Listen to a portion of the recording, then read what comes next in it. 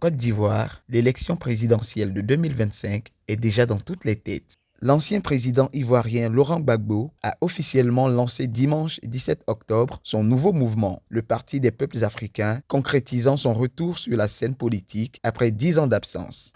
Il faut que les États africains s'unissent. Tant que nous sommes dans des micro-États, nous ne sommes rien. C'est de là que part l'idée du panafricanisme. La structure du parti que j'ai voulu, que je vous ai proposé, c'est une structure pour préparer mon retrait, pour que le parti lui-même puisse avoir l'œil sur celui qui le dirige.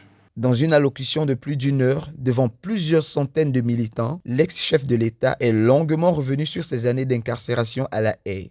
À cet âge-ci, après ce parcours-là, la sagesse, c'est de se préparer à partir. Ce parti pourrait devenir l'une des principales forces d'opposition aux côtés du PDCI de l'ex-président Henri Konan Bédié.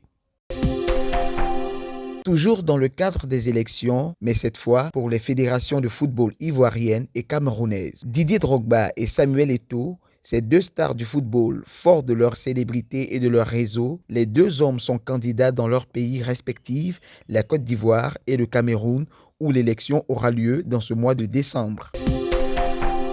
On parle à présent des opérateurs locaux de paiement mobile. La start-up américaine dénommée Wave a bouleversé les opérateurs des télécoms et le marché des services financiers digitaux au Sénégal et en Côte d'Ivoire. Pleine d'ambition, la start-up qui vient de se lancer au Mali et en Ouganda envisage désormais de se développer dans les transferts frontaliers entre les pays de l'Union économique et monétaire ouest-africaine.